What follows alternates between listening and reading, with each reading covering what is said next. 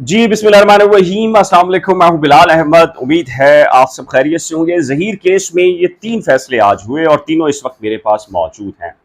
एक पैरा तो बहुत ही खतरनाक हद तक है इस केस में, जिसको मुझे लगता है कि जो मुखालिफ गिरोह है वो जानबूझकर इसको छुपाएगा और आपको पढ़कर नहीं सुनाएगा कि इस पैरा में क्या लिखा है।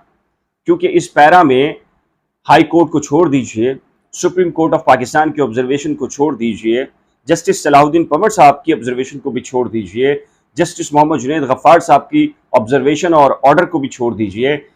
इस इस फैसले में जो ज़हीर और शबीर की जमानत का फैसला है, इसमें एडिशनल डिस्ट्रिक्ट एंड सेशन जज ईस्ट 7 ने क्या लिखा है और क्या जो कुछ लिखा है उसके बाद हमारा जो मौक़िफ़ था क्या उसकी तायीद नहीं हो गई आज? जी हाँ, मैं आपके सामने एक ऐसा पैरा पढ़ने जा रहा हूं जो कि शायद मुखालिफ गिरोह नज़रअंदाज भी करेगा, छुपाएगा भी और कोशिश करेगा कि उस पर बात ही ना हो। वो क्या था? आपके इल्म में होगा कि जब 16 अप्रैल को यह वाक़या हुआ और 17 को शायद मैं पहला यूट्यूबर था, पहला वो सहाफ़ी था जिसने बताया था कि जो इंटेलिजेंस रिपोर्ट पुलिस के पास आने वाला डाटा और रिपोर्ट के मुताबिक ये प्योरली घर से भागकर एक पसंद की शादी का केस है। मैंने इब्तिदाई तौर पर होने वाली तहकीकात को सबके सामने पेश किया। बहुत सारे लोगों ने इसे कबूल किया लेकिन मेजॉरिटी ने इसको रद्द कर दिया। उसकी बुनियादी रीज़न ये थी कि इसके पीछे एक ऐसा बयानिया तैयार कर लिया गया फौरी तौर के ऊपर, और वो किन्होंने तैयार किया वो भी आपके भी इल्म में है और नहीं तो जल्द ही आ जाएगा। इस केस को एक मनकती अंजाम तक जैसे ही पहुंचेगा तो ये सारी की सारी हकीकत जो है वो खुलकर सामने आएगी और हम लेकर आएंगे कि इसके पीछे कौन कौन से अनासिर थे। वो बयानिया क्या था? इंसानी स्मगलिंग, ह्यूमन ट्रैफिकिंग, जिना, रेप, ज्यादती, कराची, सिंध, पंजाब, पूरे पाकिस्तान की बच्चियों को फरोख्त करने का मामला, और इसमें बड़े बड़े नाम, पंजाब यूनिवर्सिटी और बहुत बड़े बड़े नाम इसमें शामिल आ गए और एक ऐसा माहौल क्रिएट किया गया जिसमें पाकिस्तान के अंदर और पाकिस्तान के बाहर लोगों को ये महसूस होना शुरू हुआ कि शायद वो जो खासकर जो बच्चियों वाले हैं, जिनकी बच्चियां अभी छोटी थी या जवान थी, उन्हें उनके जहनों में ये चीज़ डाली गई तो शायद कि पाकिस्तान एक ऐसा मुल्क है जहां पर बच्चियों के साथ रहना खतरनाक हो सकता है, लिहाजा भाग जाओ। या वो ओवरसीज जो अपनी बच्चियों को यहाँ लेकर आना चाहते हैं तो उन्हें डराया गया कि अपनी बच्चियों को इस मुल्क से दूर रखो। ये वो बयानिया था जिसके बारे में हम बारहा ये कह रहे थे और अब इस बयानिए की नफी कर दी है आज एडिशनल डिस्ट्रिक्ट एंड सेशन जज ईस्ट 7 ने।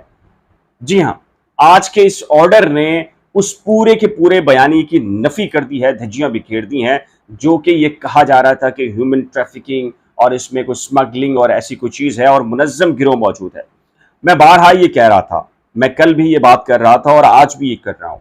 अगर कुछ लोगों को एतराज़ ये है कि ये कम उम्री में शादी का मामला है, ठीक है, मेरा पॉइंट ऑफ व्यू मुख्तलिफ हो सकता है, मेरी इंफॉर्मेशन मेरी रिपोर्ट्स के मुताबिक उसकी उम्र मुख्तलिफ हो सकती है, आपकी इंफॉर्मेशन आपकी रिपोर्ट्स के मुताबिक उसकी उम्र कुछ और हो सकती है, लेकिन इसी मामले के ऊपर मामला अदालत पर छोड़ देना चाहिए था। लेकिन जो कुछ इसमें शामिल किया गया, जो कुछ इसमें फिर इंडियंस की इन्वॉल्वमेंट हुई, और मैं आपको मजे की बात बताऊं, जो रिकॉर्डिंग हमारे पास मौजूद है उसमें हमारे जो निक नेम है, हमें किस तरह किस लफ्ज से पुकारा जाए और इस पूरे केस को किस तरफ डाइवर्जन देनी है, ये सारा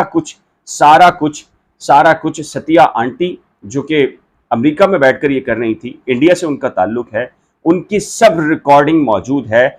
उनकी जानिब से इस बयानिए को फरोख्त दिया गया, इंडियंस इस पर आए और मैंने बारहा ये कहा है, जो फॉरम यूज हुआ, क्या उसमें बिल्किस बानो का जो गैंग रेप केस था उसमें आज तक डिस्कस हुआ? क्या इंडियंस ने खुद बिल्किस बानो, जो कि इंडिया के अंदर गुजरात के अंदर 2002 में उसके साथ गैंग रेप किया गया और उसके 11 मुल्जमान को जो कि सजाए मौत के थे, उम्र कैद में कन्वर्ट हुए और उसके बाद उनको गुजरात हुकूमत ने रिलीज कर दिया, क्या उस चैनल ने बिल्किस बानो के हक में आवाज़ उठाई? नहीं उठाई। यही तो हमारा एतराज़ है।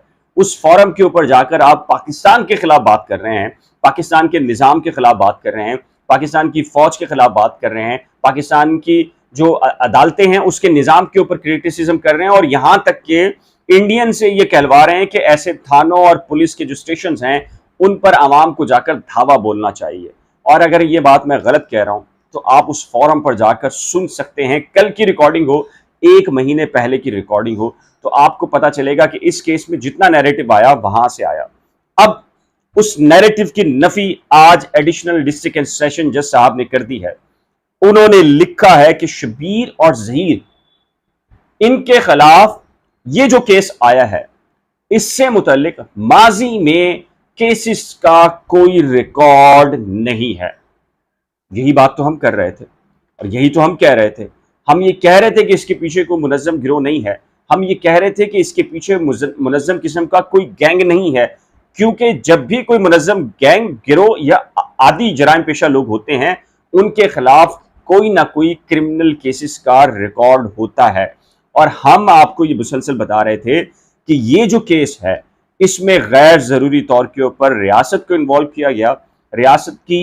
रियासत की अमाउंट, यानी कि जो आपका और मेरा जो बजट है, यानी कि जो हम टैक्स अदा करते हैं, उसकी रकम को गैर ज़रूरी तौर पर इसमें खर्च किया गया, ज़ाया किया गया, तवानाइयाँ लगाई गई। एक आईजी को जो कि ईमानदार तरीन एक पुलिस ऑफिसर था उसको हटवा दिया गया। एक ऐसा प्रेशर डेवलप किया गया कि केस बनता नहीं था लेकिन केस बनाया गया। जितना प्रेशर डेवलप होता है, और फिर आपने कल एक वीडियो देखी होगी, सुनी भी होगी, जिसमें जो एक so called human right activist ये कह रहे हैं आरजू फातिमा केस में कि सिंध के जो शेल्टर होम हैं उनकी हालत ये ऐसी नहीं कि हम उनमें बच्चियों को रखें। जहां हम अपनी बच्चियों को नहीं भेज सकते तो दूसरे की बच्चियों को क्यों भेजें। और उसी शेल्टर होम में उन्होंने जो जहीर की अहलिया है, मुबैना मुगविया का लफ्ज़ इस्तेमाल कर लेते हैं, उसको रखा हुआ है। और मैं आपको एक बहुत ही अफसोसनाक बात बताऊं, एक जुडिशियल विक्टिमाइजेशन मैं इसको कह सकते हैं, और बल्कि हम कह सकते हैं, आदि मुजरिम को भी, आदि मुलजिम को भी हक होता है कि 14 रोज के बाद उसका बयान हो।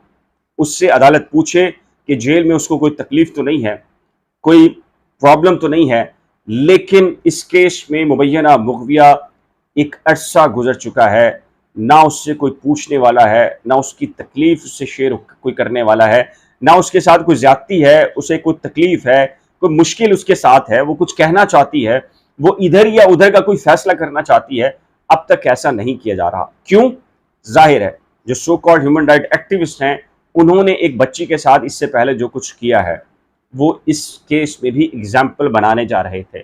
लेकिन अब से चंद रोज पहले कशमाला का जो केस हुआ, उस केस को सुनने के बाद आपको अभी भी लगता है कि क्या इस केस में जो कुछ किया गया दुरुस्त किया गया? जरा अगर आप तनकीद करते हैं या तनकीद बराए तनकीद पूछ-पाछ करते हैं, जरा ठंडे दिलो दिमाग से जरा सोचिए और फिर राय बनाइए। ठीक है, मैं गलत कहता हूं, मैं तमाम के तमाम ऑर्डर्स को अपनी कम्युनिटी पर लगाता हूं। आप मेरी कम्युनिटी पर जाइए, वहां ये ऑर्डर्स को पढ़िए और फिर खुद फैसला कीजिएगा क्या ठीक है और क्या गलत है। अब तक के लिए इतना ही। जल्द ही नई मालूमात के साथ और आपको बताएंगे कि अब हाई कोर्ट में क्या होगा। इसके साथ जल्द ही मिलेंगे, तब तक के लिए दीजिए इजाजत। खुदा हाफिज।